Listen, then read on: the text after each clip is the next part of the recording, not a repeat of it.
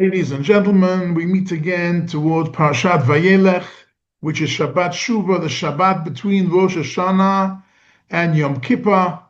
Wishing you all a wonderful new year, Tafshin Pei Vav. May it be a year of health and happiness and only good news for all of us. I would like to look at this Parsha. The Parsha has the final two mitzvot. Out of the 613 mitzvot, the final two, 612 and 613, are in our parasha. And they're special mitzvot. One mitzvah is hakhel. Hakhel means we have to gather all of Am Yisrael together, the men and women and children, at Sukkot's time. Which Sukkot? The Sukkot at the end of the seventh year, at the end of the Shemitah year in Jerusalem. And then what happens there is we have to listen to the king himself reading from the Torah. It is really an act of royalty. Learning Torah in such a setup is an act of royalty and gives everybody a sense of importance, how important our Torah is. Let me explain why it's at the end of a sabbatical year, because in those days we were in the agricultural world, and since it was a sabbatical year, was Shemitah, people couldn't be involved with the fields and the trees. So people had extra time, so they were learning Torah. So as a final learning of Torah together with the king was this Shemitah, this Hakhel, very special event. That is one mitzvah. And the second mitzvah is writing a Sefer Torah. Every person in Am Yisrael has the mitzvah of writing a Sefer Torah. However, you can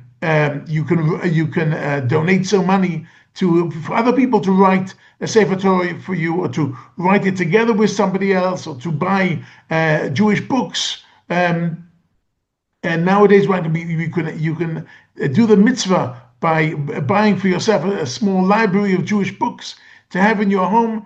And that is the way these two mitzvot put us into a situation of eternity. Why? How does it make us an eternal nation? Because, says the Sefer HaChinuch, that when we do Hakhel, it gives us motivation. Hakhel gives us inspiration. Once every 7 years, we get a special event of royalty, giving us motivation and inspiration towards learning Torah. And the second mitzvah, the final mitzvah of writing a Sefer Torah, means Torah is accessible to every Jew in every home. We all have to have books. And because it's also accessible and we have the motivation, therefore it will last forever. As we see, it's been lasting for the last 3,500 years, and Baruch Hashem, it's going strong in our communities, in our shuls, in our schools, ulpanot, yeshivot, Baruch Hashem. But there is an extra message in this parsha, and that is the message of Yoshua ben Nun.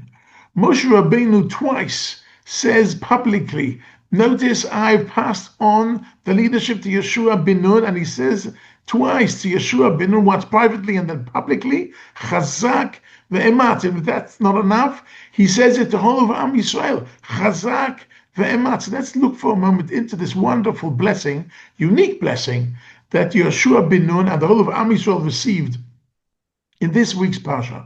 What does Chazak ve'emat really mean? If we look deeply into the two words, I think we can see that there are two opposites. Why? Chazak is external physical powers, and ematz is internal spiritual courage.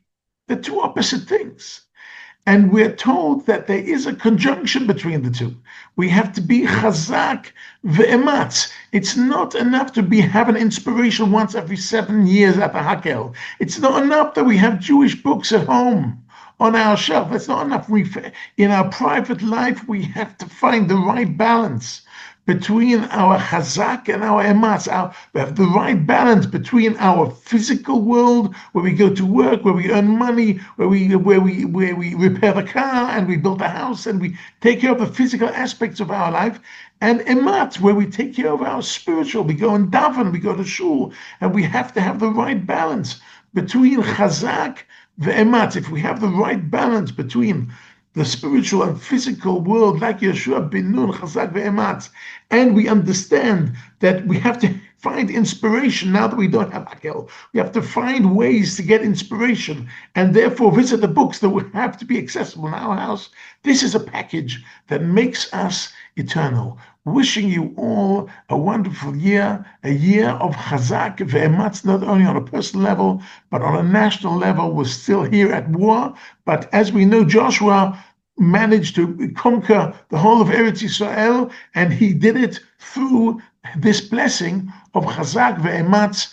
We have to have both. We have to find the right balance and finish this war and finish with our enemies and bring upon us a beautiful new year of health and happiness and peace and mitzvah Hashem, with all our soldiers back home, with all our hostages back home, with refuah shlema to all our wounded soldiers. B'mehera b'yameinu, amen.